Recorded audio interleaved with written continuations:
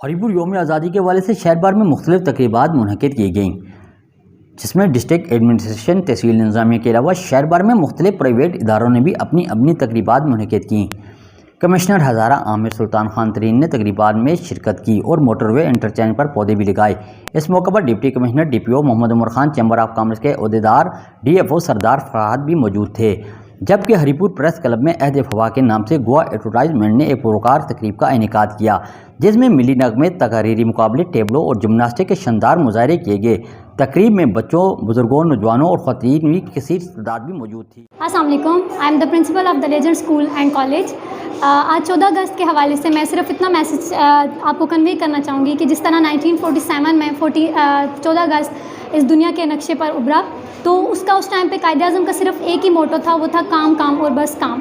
تو ہمیں اس موٹو کو ہی آگے لے کے چلنا ہے، اور ہم نے ابھی اپنی لائف میں یہی فارمولہ امپلیمنٹ کرنا ہے کہ کام کام اور بس کام، اور اسی فارمولے کو امپلیمنٹ کرتے ہوئے ہم نے اپنی نسلوں کی تعمیر کرنی ہے۔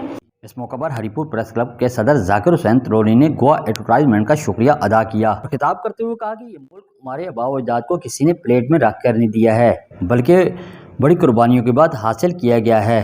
ان کا مزید کہنا تھا کہ کھیلوں کے فروغ کے دینے کے لیے فوٹو سیشن سے ہٹ کر میدانوں میں نوجوانوں کو پروموٹ کرنا ہوگا۔ 1947 کو یہ پاکستان ہمیں کسی نے پلیٹ میں رکھ کے نہیں دیا تھا۔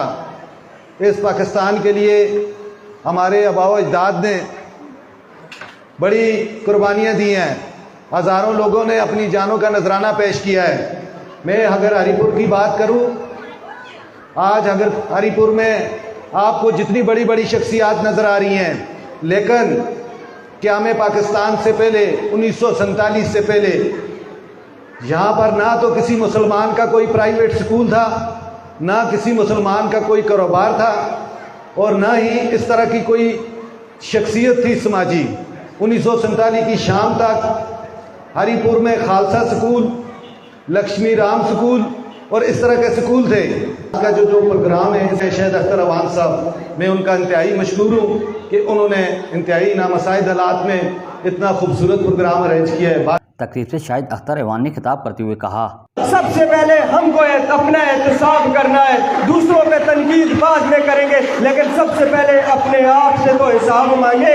کیا اس ملک جس کو مادر وطن کہا جاتا ہے، ایک ماں کی طرح اس ملک ہم کو پال رہا ہے، اس ماں کی طرح ہمیں ملک پالتا ہے۔ اگر آپ کی ماں جتنی بھی پریشان ہو، لیکن آپ کے لیے اس کی کوئی پریشانی نہیں، اسی لیے تو رب کریم نے فرمایا ہے کہ اللہ پاک فرماتے ہیں کہ ماں کے قدموں کے نیچے جنت ہے۔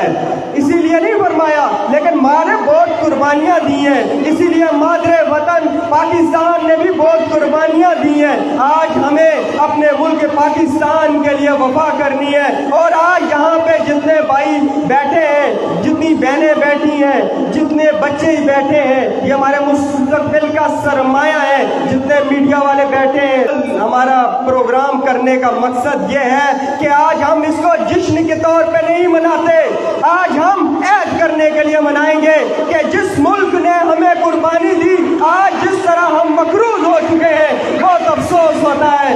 عہد وفا کی تقریب میں محمد نواز ایوان نے غریب اور معذور افراد کو 2 عدد ویل چیئر، 1 سلنڈر بھی فراہم کیا۔